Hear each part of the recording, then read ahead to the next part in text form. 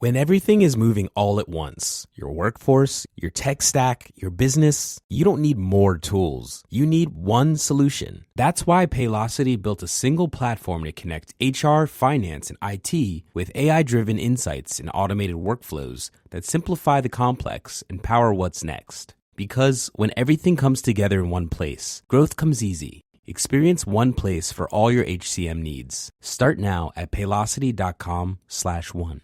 Why choose a Sleep Number smart bed? Can I make my site softer? Can I make my site firmer? Can we sleep cooler?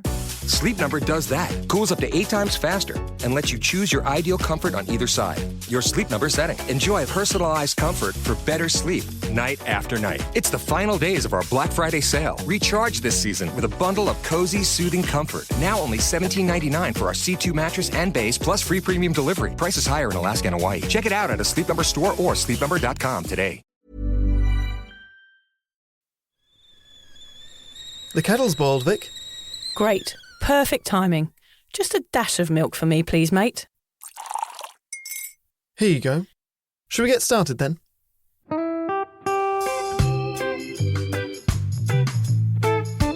Have you ever woken up on a Sunday morning and said, I'm never drinking again, and then found yourself waving $50 at a barman by happy hour? Are you wondering why everyone else can stop at 1 while you head to a dodgy after-party with a weird bloke called Disco Dave? If so, it might be time to take a deeper look at your relationship with your reliable social crutch, alcohol.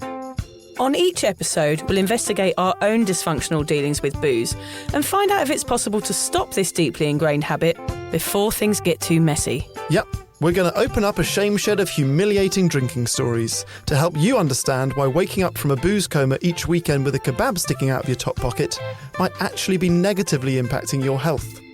Hamish and I are here to delve into what it's like being sober, an unwanted warts and all look into why giving up those cheeky pints or putting down those mummy wines will make you feel happier, help your anxiety and mental health, and turn you into the most sparkly, authentic version of you. Won't that mean I become boring though, Vic? Well, Hamish, we'll just have to wait and see. I'm Victoria Vanstone. I'm Hamish Adams-Cairns. And this is Sober Awkward.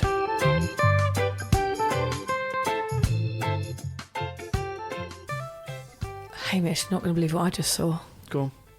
I saw a woman eat a chocolate freckle. Do you know what chocolate freckle is? Yeah, it's like a chocolate button with little bits sprinkles on it. Yeah.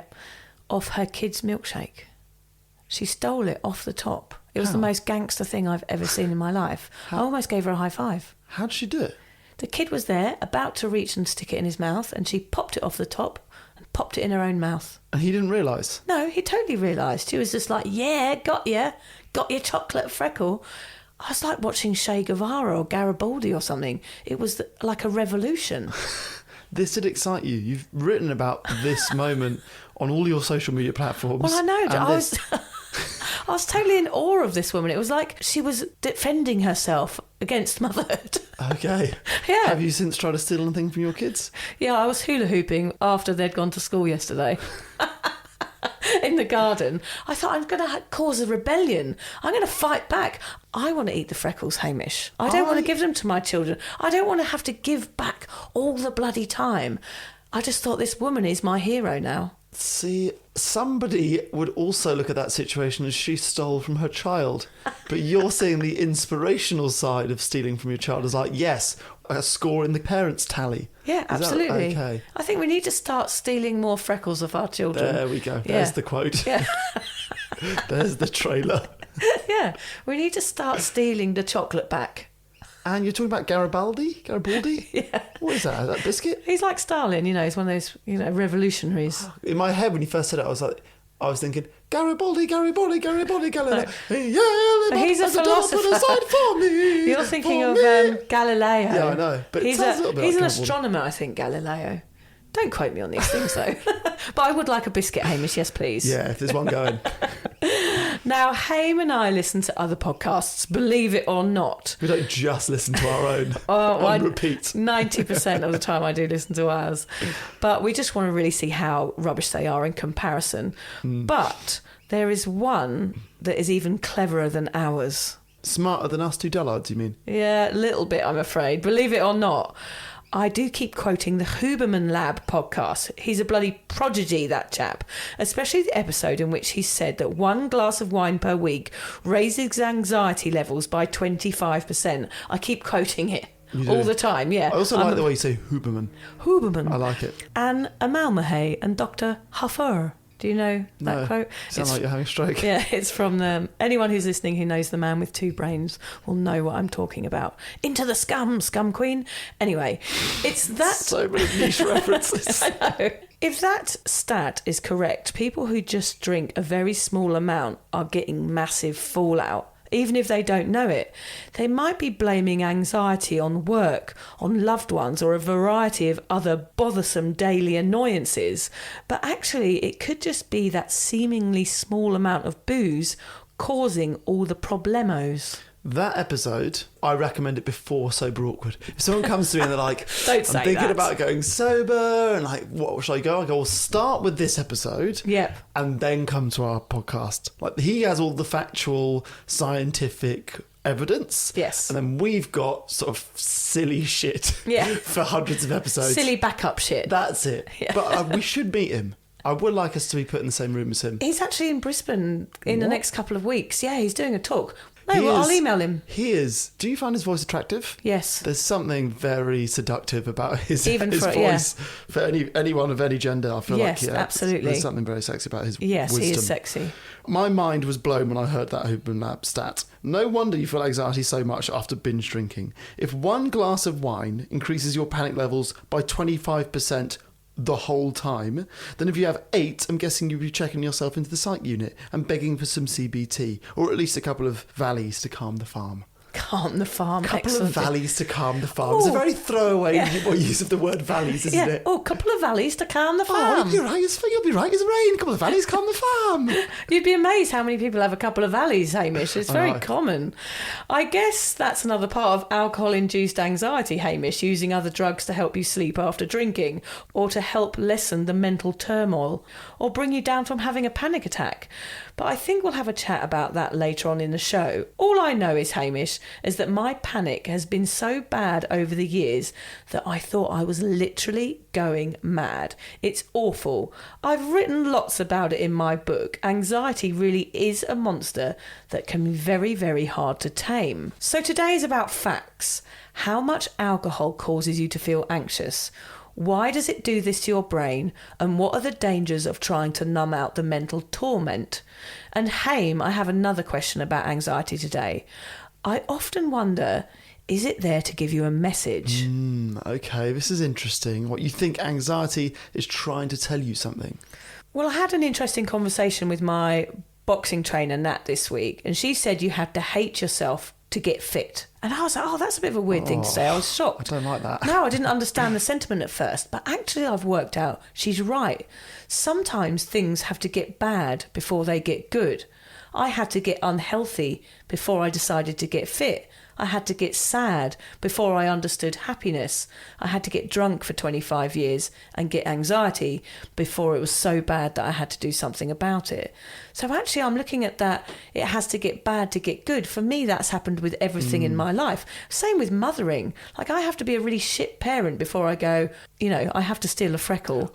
I don't know if I agree with this.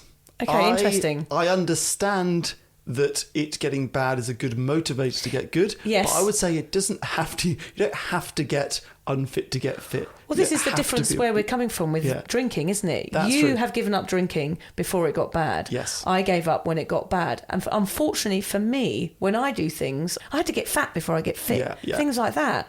So it's a very different approach, and that works for me.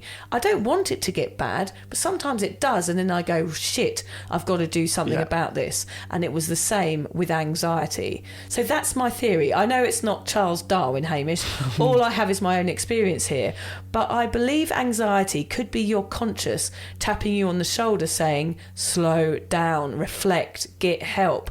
That's definitely what it was for Yes. me. I think you did. Did you write about this in your book, saying how in a way you were grateful for your anxiety because Yeah. without it you would never have got sober? Absolutely. Which is interesting, isn't it? Yes, I am thankful. And every time I get anxiety, I know it's my body telling me something, that I need to do something, that possibly I need help. Yeah. The reason we want to talk about this today is because so many people suffer with anxiety, whether it's alcohol-induced or not. It seems to be a modern affliction. Yeah, it sure does. Hopefully we can find out today what causes all this mental torment and what the best ways are to avoid an anxious life. So why did you choose this episode today? Well, it's my favourite topic. It is this, and what was it, FOMO, or was it... There was FOMO. one. Was it FOMO? Yeah. There was one that was Friendships. Friendships And FOMO. That was your thing. Yes. It's slowly becoming more about you is what we're noticing. Yeah, that's the plan. Yeah, good. Yeah, just generally make everything I about will me. not be on series 9 of this. I'll be out. This will just be you. You're taking inspiration from Huberman. It's you talking to yourself for an hour and a half. Yeah, that's why I have problems with friendships. Because I just sit there talking about myself for hours when I meet people. Yeah, I'm fine. Thanks so much. Yeah. We have covered hangziety before with Lucy. And in fact, the next couple of episodes, I think the next one after this is about being boring. These are topics that we cover in Sober Awkward repeatedly because they come up so often and they're so important to us. And this topic of anxiety affects so many people. I always want to find out more about it because I want to understand it. It's why I gave up drinking and it's why I will never go back. I was talking about anxiety again with someone the other day, and I know that every time I have it, it's my body crying out for help. The first time I got anxiety was when I took drugs and I got help to stop that. The second time was with alcohol. The third time was when my son was very poorly and nearly choked to death. I got a therapist. And the fourth time was recently when I've realised I'm not looking forward to things. I always get help when I get anxiety, which has in turn forced me to grow as a person. Not a very smart person like Huberman, but an okay human. Have you ever felt anxious, Hamish? I am actually one of the very lucky ones. I feel anxious about specific things in my life that it's normal to feel anxious about. Mm-hmm. So exams or the breakdown of a relationship or money issues, all those sort of things. But I imagine that what anxiety really is feeling anxious over nothing really in particular. I don't know what the exact definition is, but I would assume kind of like depression, you're not just feeling down and it's not something that has triggered it. You're just feeling down for no real reason. Yeah. So I can't say that it's something I have suffered from or have ever required help for, but I guess I wasn't drinking to the same levels that you were, so maybe those two things are connected. Maybe I just got lucky in my makeup or in my upbringing or my support systems that I've never really suffered from it to a point where I'm worried. We spoke to Jean McCarthy recently. She is the host of the Bubble Hour podcast. She's written books. She was the first ever podcast that you listened to. She's a big blogger in the sobriety world. She's from Canada. And she spoke about this idea of having, I think the word she used was recovery capital. So when you come to a day when you want to go sober, what things do you have in place already, such as a supportive relationship or a group of friends or mental health, whatever, that effectively give you capital that give you a good start in going sober. Yeah. And I think I was rich in that. I'm very not rich, but I was rich in that kind of capital the day I went sober, which has perhaps helped me stay sober. And I think anxiety and me not having suffered it from it in the past was probably part of that. And I think that's also why I tend to get over things and get help for them and have support, is because I am rich in capital as well, recovery capital. I've got a very supportive husband. I've got a lovely family who all are always there to back me up. And I think that's really a really good point to say with anxiety. Sometimes people who have anxiety don't have a lot of recovery capital, which can actually lead them back into drinking. It's such a fascinating topic that I really loved Jean's way of describing having that support system around you when you give up drinking. We'll share that episode with you soon. Funny enough, Hamish, more women report experiencing high levels of anxiety than men. In 22 to 23, an average of 37.1% of women and 29.9% of men reported high levels of anxiety. I mean, that's not a massive difference, is it? No, those are big numbers, though. Yeah, compared to data from 2012 and 2015, this has increased significantly from 21.8% of women and 18.3% of men reporting high levels of anxiety. Those are big numbers. I would not know that 1 in 3 men and women, or more than 1 in 3 women, experience anxiety, high levels of anxiety. I would say I hardly know anyone who doesn't have anxiety nowadays. High levels? Yeah. Most people I know have high levels of anxiety. If they were going to sit down and tell you exactly how they're feeling from day to day, I think some people's anxiety has become so ingrained that they think that's how you have to live, and they don't even know they have it. Why do we think more people have anxiety nowadays then, Vic? I think there's so many reasons. I think internet scrolling doesn't work. I mean, that is something that makes us anxious without us even realising. I pretend that I sort of do it to relax. I sort of go to bed and have a bit of scroll. Oh, I'm just having a bit of a relax now. A bit of a brain dead moment. Yeah, but actually your brain is buzzing when you're looking at your phone, isn't it? You're looking for like that hit. It is like a drug. I told you that I've stopped doing it. Yes, you've It's so good now. I know I only go on social media if I need to put a post on for us. I'll do a post and I turn it off. And just standing up, because that's what we learnt from someone, No, I haven't done that. Yeah. Standing up in your bedroom. Yes, I need to do but that. Not having the phone in your room. I did that for a while. I'm now falling back into it. But the idea of just going on, posting, coming off, and not scrolling at all, game changer for me. Yeah, it's good.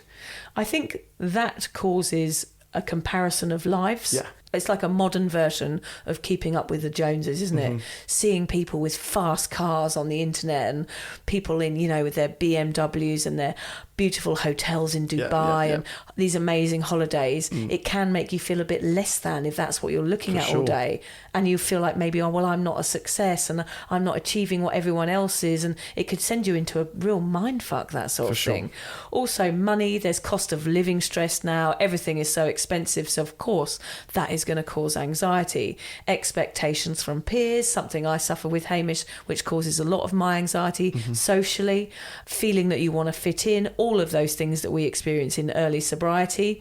COVID I put into here, and I wonder, those stats are between 2015 and 2022, which COVID happened in that time. I think people got very used to being at home, getting used to their own company, and going out into the world again has been hard for some people, causing them some social anxiety, probably, perhaps causing them to drink more. Also, shyness and being an introvert, I guess that's where alcohol steps in too. One of the main reasons that people seem to have more anxiety than ever is just perhaps because we talk about it more. The topic is less taboo, and people are more likely than ever to get help for it, which is great news. When I had anxiety when I was young, when I had that drug overdose in my early 20s, I remember searching Yahoo for help. Oh, you didn't ask Jeeves? No, and asked Jeeves, and I couldn't find anything on anxiety. What did you actually type in? What is anxiety? Or do I have what is anxiety? anxiety? Is there such a thing as an ecstasy overdose? Because I didn't know anyone had ever done that before. And it came back with was people that had anxiety before going on stage or before doing public speaking or something like that. It was never just having anxiety for no reason. Yeah. Nothing was happening in my life. I'd be sitting at home having panic attacks, and I couldn't find anything on it. So the good news is, there is loads on it now. I follow loads of anxiety. Funny thing is, I scroll through a lot of anxiety pages on Instagram with amazing quotes and stuff. So it has its ups and its downs, the internet, doesn't it, Hamish? Why do you think that more people have it now? So I have a theory on this as well. Not quite Charles Darwin like yours, but basically I don't think we're designed to know as much as we know. Excellent. So in one morning, you can turn on the news, you can watch terrible footage from 2 different wars at the moment. Then you're going to hop on your phone while sitting on the loo. You can compare yourself to your friends and celebrities that are the other side of the world. And I wonder if we all lived in small tribes or villages or a cult like you like, if anxiety would be much less of an issue. At the same time, I imagine that it's always been around, but our generation's ability to talk about it more than it's ever been talked about probably makes it seem as if anxiety levels, like since 2015 with your stat, have shot up. Actually, I reckon they've probably always been around that mark. I'm for sure the internet, I think, and world news and all that has made it worse, but I reckon it's always been bad. And actually us talking about it and the numbers going up is probably a good thing. I wonder if it's about choices. Like now we have so many choices. Where to live, our jobs, our careers, where are we going to go on holiday? All of these like privileged ideas that we have. We have choices about so many things. It's almost too much to bear. Yeah. Imagine in medieval days, you just looked for your food. You just looked for shelter. Everything was so simplified then. Like I dream of just sitting on a beach and thinking about food and shelter and nothing else.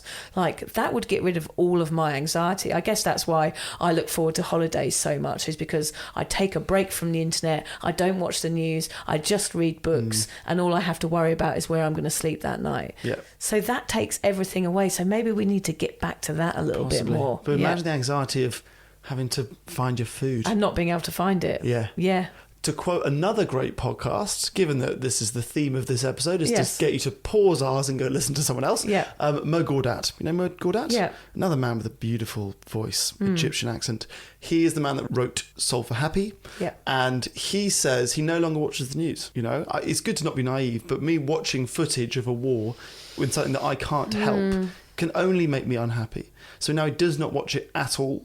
And before going to bed every night, he watches Michael McIntyre. He goes, I've been watching Michael McIntyre for the last 14 years before going to bed, and now I haven't had a nightmare in 14 years. I go to bed laughing. That's interesting. Simple as that. Yeah, I need to do that because part of me thinks I have to watch the news and I do it every day. Right. And I punish myself. It's like a sort of self-torture I feel like I need to know what's going on in the world. And I come away feeling depressed.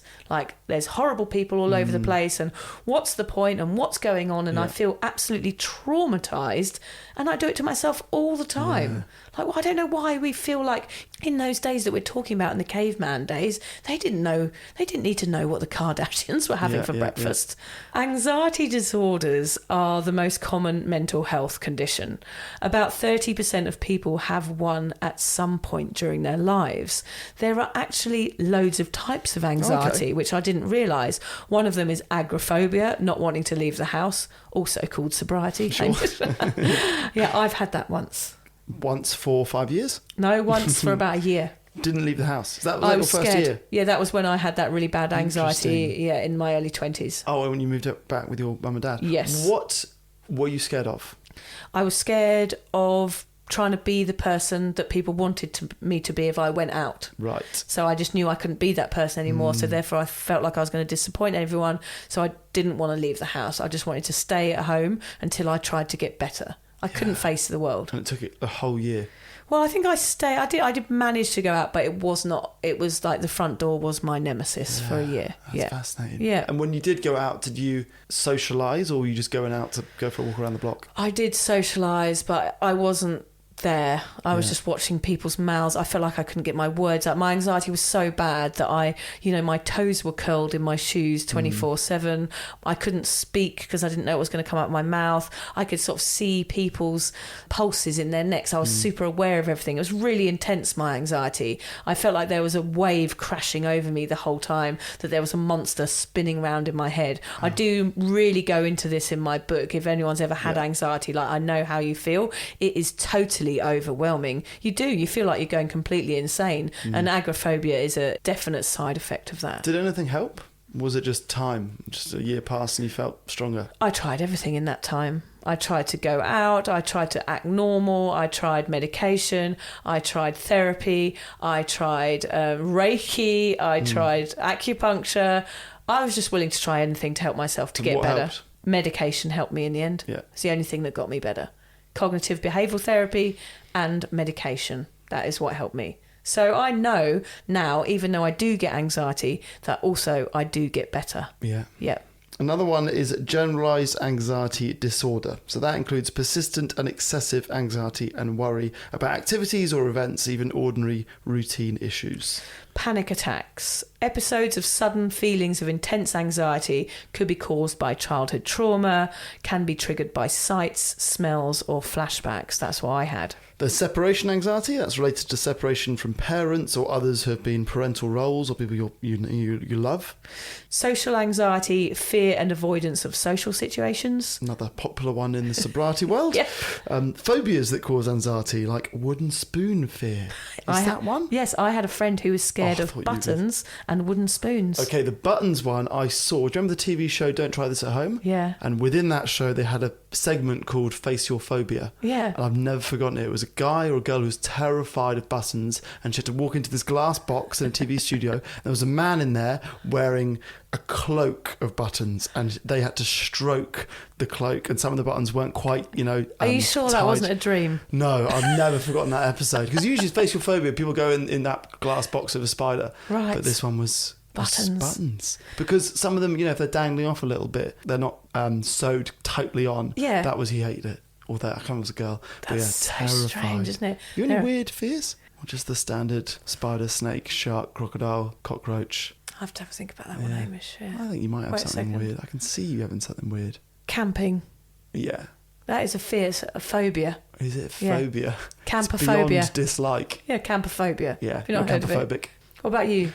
I'm trying to think. I don't think there's anything weird that I am afraid of. I'm terrified of heights. Are you scared of your own penis? But heights are just huge things. So I suppose, yeah, in a way. You're In a way, surprised. my penis. I'm sure it was bigger than that. Hang on, it gets bigger. I'm scared of my own penis. Oh, that's giving me a panic attack now. Why choose a Sleep Number smart bed? Can I make my site softer? Can I make my site firmer? Can we sleep cooler? Sleep Number does that. Cools up to 8 times faster and lets you choose your ideal comfort on either side. Your Sleep Number setting. Enjoy personalized comfort for better sleep night after night. It's our Black Friday sale. Recharge this season with a bundle of cozy, soothing comfort. Now only $17.99 for our C2 mattress and base, plus free premium delivery. Prices higher in Alaska and Hawaii. Check it out at a Sleep Number store or sleepnumber.com today. Make holiday gifting easy with Pura's Black Friday sale. Take up to 30% off site-wide, including curated gift sets, diffusers for home and car, and single scents that make perfect stocking stuffers. For a limited time at Pura.com. Ha ha ha. Ha ha ha, back to anxiety. Ha ha ha. Back to anxiety and substance-induced anxiety disorder. Okay. Which, of course, we're going to focus on in this episode. Substance-induced anxiety disorder. We haven't made it easy for ourselves. No, sorry. That's a mouthful. It's a condition that is similar to other anxiety disorders. You could find yourself feeling very worried, nervous, and shaky. The difference is that this condition develops as a result of substance abuse. Perhaps you normally find yourself feeling calm with very low anxiety symptoms. Then you use a certain drug or drink and feel extremely anxious. The anxiety could come during intoxication or when the substance is leaving your body. After the effects wear off, you feel calm again. This is an example of substance-induced anxiety disorder. What was it for you, Vic? When the drugs wore off, I started having it more and more. Then drank to get rid of it. It caused a very dysfunctional cycle for me. So I would get pissed, have anxiety for 2 days, be in recovery for 3 days, get pissed again, and the same thing. I'd have huge anxiety every single time I drank, but drinking was so ingrained in me that I never ever considered stopping because I just thought, I'm going to get over this anxiety. I never just thought, well, this is what's causing it. I needed someone to come and bash me on the head and go, it's the alcohol that's causing the anxiety. Did you have it even before you had kids? Because when you have kids, obviously there's this responsibility and these consequences to being hungover. Did you have it even before that, or did it just ramp up?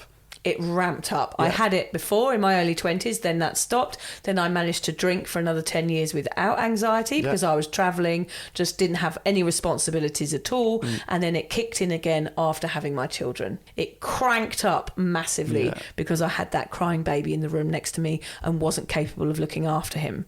I had a consequence for the first time ever. And of course, that made me have huge anxiety. And for me, once I think about having anxiety, it ramps up even more. Oh, yeah. I'm like, have I got it? Have I got it? Yeah, I've got it. Yeah, I've got it. And it just makes it even worse. It's like worrying about not falling asleep. Yes. And then you can't fall It's asleep. the same Yeah. thing. Yeah. Exactly the same thing. That I can relate to. Yeah. I guess that's why some people believe alcohol makes them feel better, because actually they're just numbing out anxiety. So you're sort of creating it. That first glass of wine, it's making you feel anxious. That's what William Porter told us. It will make you feel anxious. So therefore, you have to numb the anxiety. So you go for a second glass of wine and you keep doing that until you're hungover and you've got anxiety again. Hangziety, alcohol and anxiety, all of these words, they relate to me so hugely. This is my life, was creating anxiety and trying to get rid of it for years and years. I cannot believe I didn't stop drinking earlier, to be quite honest. I think it was the alcohol was calming my anxiety symptoms. So I just thought, well, this and causing it. But this is the one thing that makes me feel better. So I'm going to continue doing it. It's really a scary cycle to get yourself stuck in. Interesting that it is as simple as that. Or it was as simple as that for you anyway. Yeah, it was Anxiety really simple. causes it. Alcohol causes it. Alcohol gets rid of it.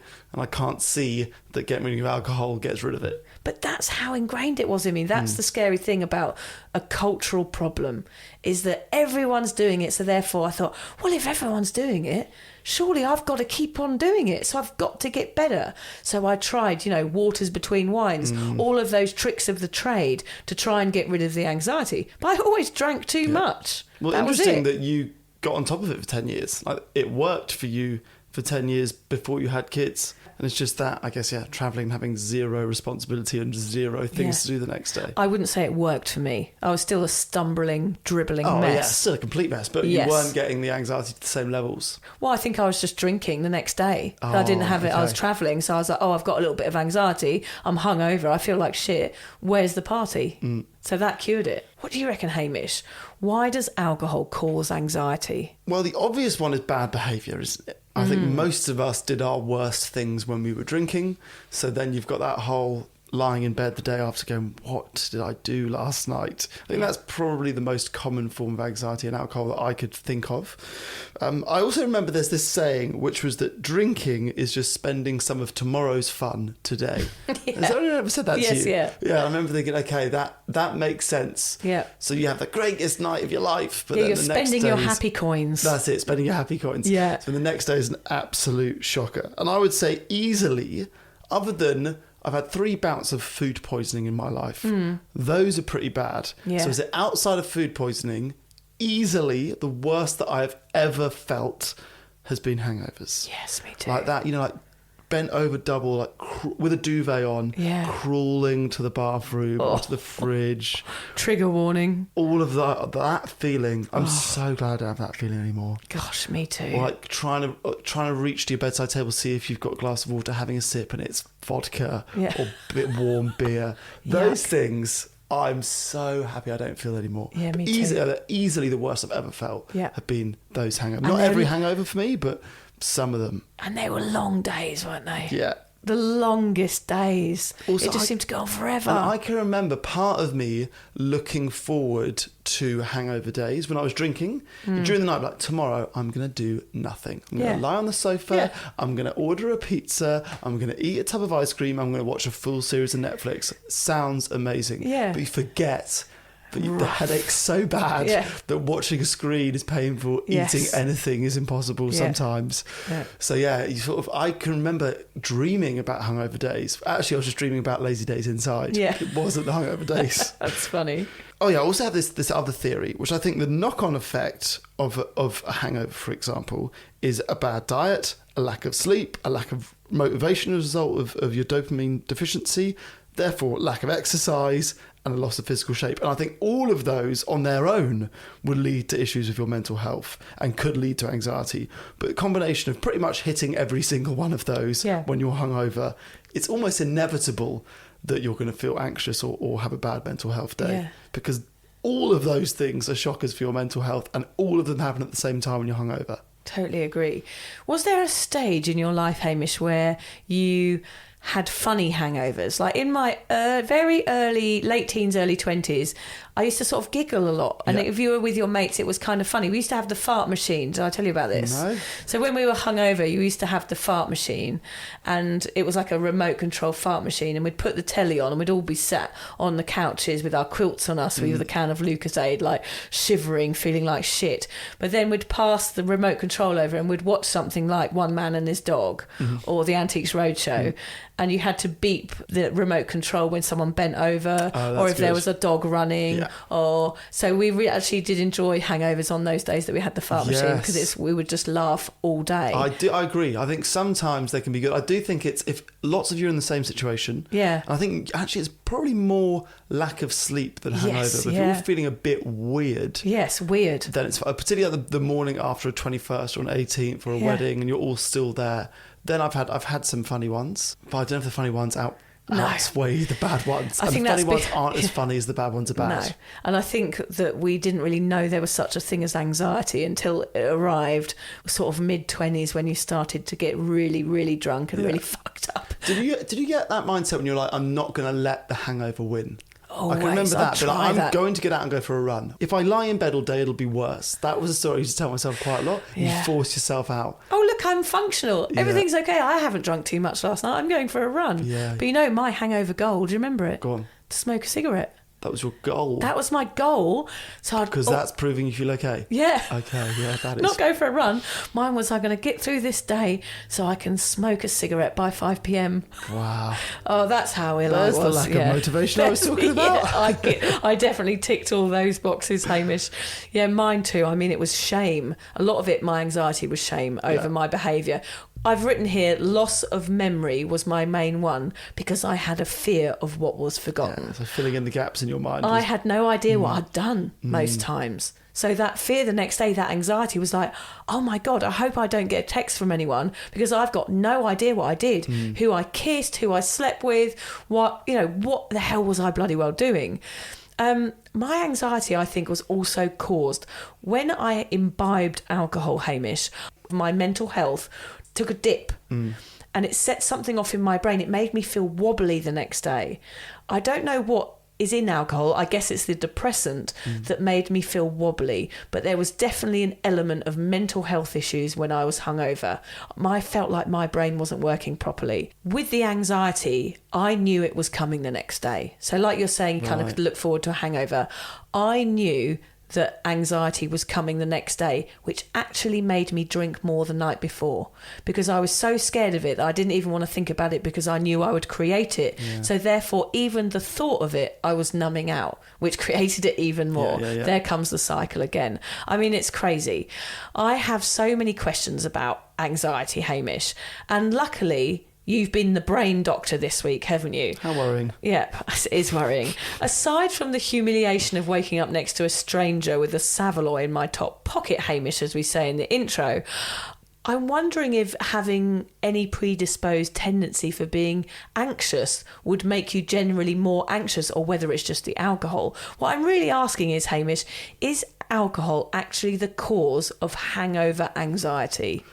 Okay, so drinking alcohol dumps a flood of dopamine into the pleasure centre of the brain. The feel-good chemical swirls around your head, but the rush only lasts for a short while. When the dopamine levels dip back down, those feelings of anxiety rebound. Okay, so it is. Yes. It is. Okay, that is it. I should have said yes. Yeah, just say yes. We didn't make this all that episode much sciencey shorter. stuff. Yes, dopamine, yes. So how does alcohol actually boost anxiety levels? I like how you've written this. This is making me sound like Huberman. Okay. I know. So heavy drinking produces physiological changes in the brain. When you're drinking, there's an influx of the GABA, the gamma aminobutyric Don't worry acid. about that. Huberman does not stumble on words like that. No. Which causes you to feel relaxed and calm. When you stop drinking, you have withdrawal symptoms. Your body gets used to that crutch to feel calm. Take it away and anxiety often follows. Add interrupted sleep into the mix, which often happens when people drink to excess, and feelings of depression and anxiety can get even worse. Oh, I just love reading this, Hamish, because we're all like, oh, the fun drug. Yay, let's all go out and get drunk. Yeah, it's so fun. But we're not telling the other side of the story. Absolutely. This is the other side of the coin, isn't it, Haim? That'd be a good name for a podcast about sobriety. Yeah. The other side of the coin. Yeah, we're telling the truth here. This is actually what's going on with your brain. Who is most likely to develop hangziety? So, people who suffer from depression and anxiety are more likely to experience anxious feelings after drinking. That's sort of self-explanatory. Though alcohol can suppress anxious feelings while a person is imbibing, the rebound effect can be far worse than their baseline level of anxiety. Unfortunately, those uncomfortable emotions can drive people straight back to the culprit, which is, of course, alcohol. So there withineth lieth the problemeth, Hamish. There it is. Yes, there it is. Okay, let's stop and have a quick chat about people turning to other drugs to treat anxiety. I just wanted to add this in here because I actually hear a lot about this. I know lots of people who start taking other drugs when they come off booze. Not illegal ones so much, or marijuana or acid or anything like that, but sleeping pills and Valium and Xanax. I had a little bout of taking Xanax when I lived in Asia for a bit. I started to get a little bit anxious here and there, and somebody said, oh, here, take this, it will help you calm down. And I got into a bit of a pattern of every time I drank, instead of dealing with the hangover, over taking Xanax to make myself kind of numb the panic out. That was a slippery slope for me, for somebody who already Did had... that work at the start and then get bad? What was your experience of it? It was working for me because I just felt completely off my head, off my tits on drugs instead of feeling hungover. Yeah. And I nipped it in the bud because I thought... I realised this is not going to be good for someone like me. Yeah. Yeah, I was aware that being off my head on another drug wasn't going to help anyone. I think sometimes people take other drugs because really the deep-rooted reasons why they drank in the first place has probably not been dealt with. Yeah. So you're still trying to numb out there. People get so used to taking things to change their state of mind, even just with tiredness, and that can end you up with a different problem, swapping the bitch for the witch, as they say in AA. I think you have to treat all of this, the cause, the deep-rooted issues that are feeding the anxiety. Any form of reliance on something that takes you out of your natural state could possibly be harmful. That's why we always recommend therapy when giving up alcohol or any other drug. Are you including doctors' prescriptions in that, though, Vic? No, I don't think I am. Doctors see this every day. They see people with anxiety due to substance abuse. And I think going to see your doctor is probably always a good first port of call. The only thing that made me better from panic attacks when I first had them was giving up booze, of course. And then depression medication, actually, Hame. It levelled out my anxiety. I think shoving sleeping pills down your neck for the foreseeable future rather than getting help is really probably quite harmful. You need to look at why you're not sleeping first and foremost. Ask yourself really what's going on.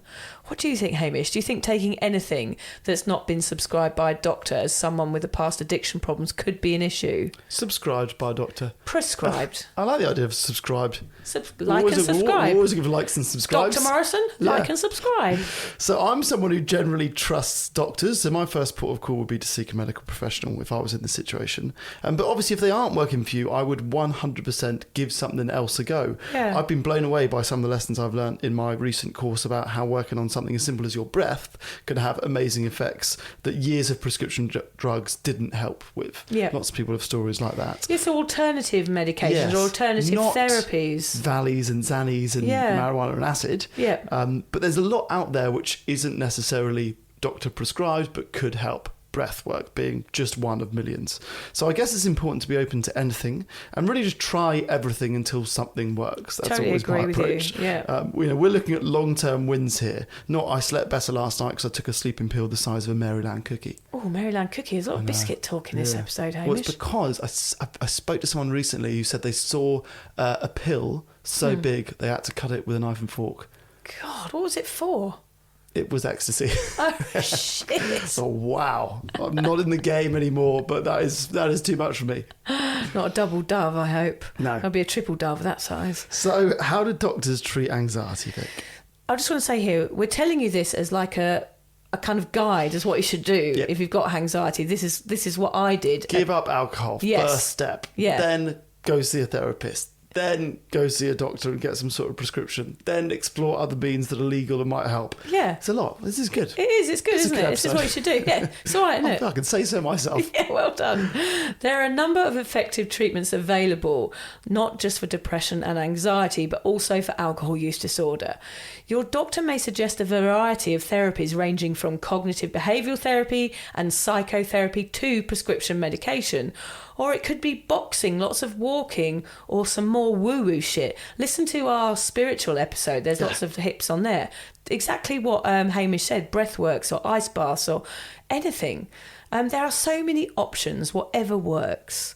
Before you do anything, go see your doctor and get some advice. You might be questioning your anxiety at home right now, listening to this. For me, my anxiety was an alarm bell telling me that I had a booze issue. It was loud and clear. If you're using alcohol to soothe anxiety, that is a red flag.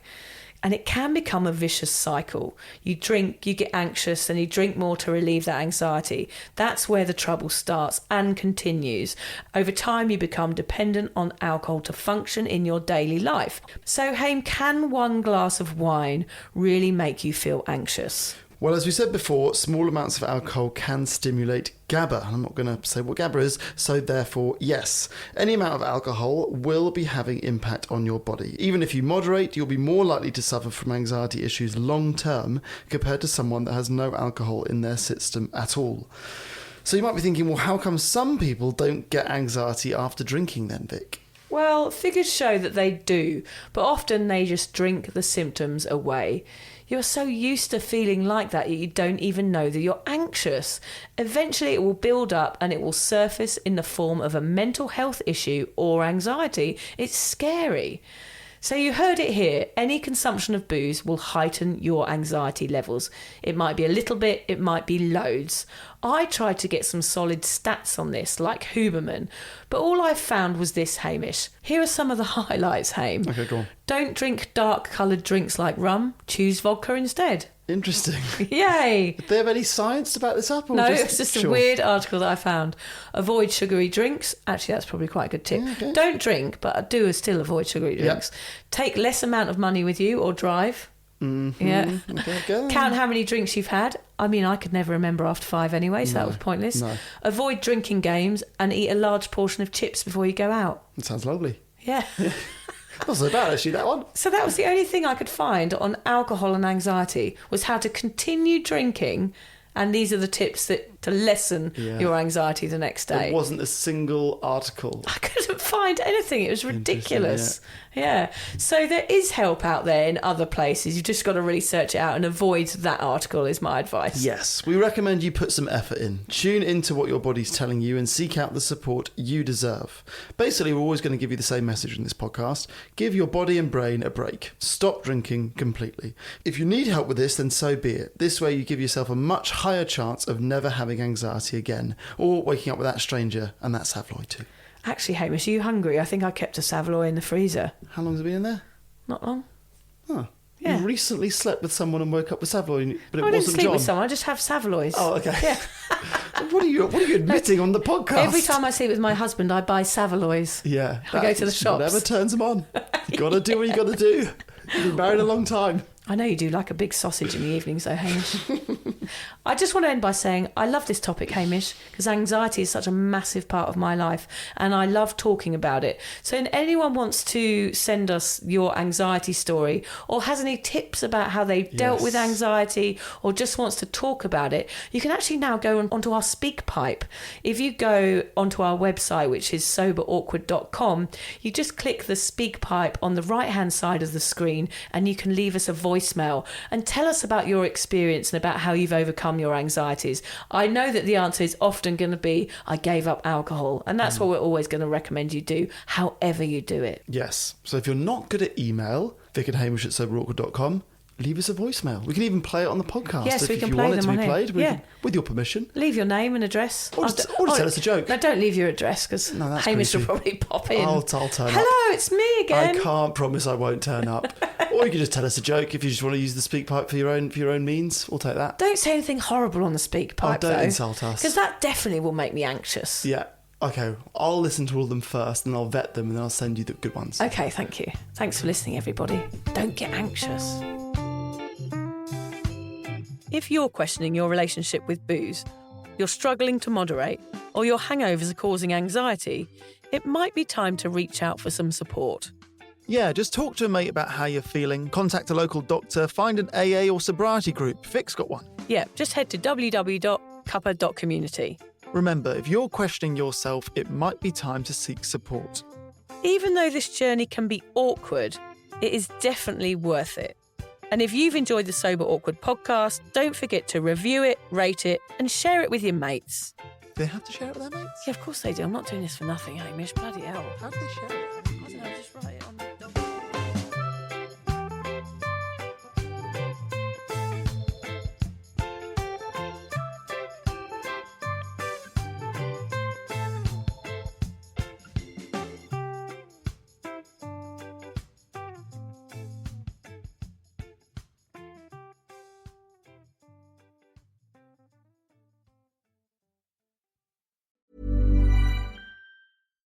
Make holiday gifting easy with Pura's Black Friday sale. Take up to 30% off site-wide, including curated gift sets, diffusers for home and car, and single scents that make perfect stocking stuffers. For a limited time at Pura.com. Parles-tu français? ¿Hablas español? Parli italiano? If you've used Babbel, you would.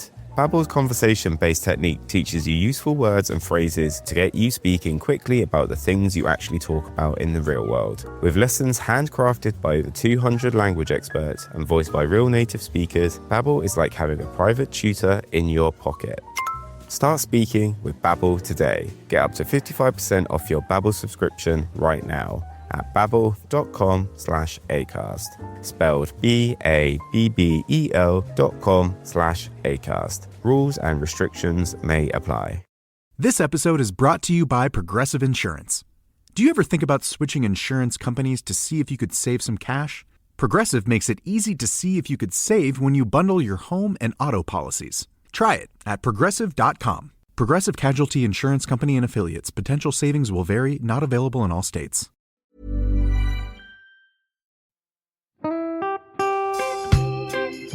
So, as you probably know, my comedy memoir, 1,000 Wasted Sundays, is officially out. All my magnificent fuck-uppery in one awkward hit. If you'd like to get your hands on a copy, it's now available from all good bookstores. We always say all good bookstores, don't we? Yeah. Are there bad No, bookstores? it's probably ones with moody sellers. Oh yeah, really Yeah. depressed librarian folk. Yes, Okay, yeah, good. yeah. So there are probably some, but we're only storing it in the good ones. It's only made it into the goodies. You can also get it from all good online retailers. The print version and ebook are out now, and the audiobook will be available in March. I've been writing my memoir for 5 years. It will make you laugh, cry and cringe, and hopefully inspire a few people to reconsider their relationship with booze. If you love the podcast, then I think you'll love the book, even if I do say so myself. Hamish has read it. What did you think? I feel like I know a little bit too much about you now, to be honest, Vic. Look, I really loved it. It was hilarious and surprisingly moving, but I feel like I've seen you naked in a literary sense. Yeah. Does that make sense? Yeah, that's worrying. Yeah. From an emotional point of view, seriously, it wobbled my teeny weeny wooden heart, Vic. Okay. My teeny little wooden heart. Well, his teeny little, his wooden heart is broken. Anyway, so if you do manage to get your filthy mitts on a copy, please do me a favour and head to goodreads.com and give me a review. Doing that will help me get it out there to those that need a bit of sober support. So there you have it. My story, unwanted warts and all. Come and get awkward with me. Not to be too demanding or anything, but seriously, go and buy it now. Yeah, go and buy it. Go and buy it right now. Yeah, don't just tell your friends, buy it, and then buy your friends one or two. Yeah, don't give them a copy. Yeah. Buy it, yeah. And you know what? Don't be careful where you store it. If you lose it, you can always buy another 5. Buy another one. Yeah.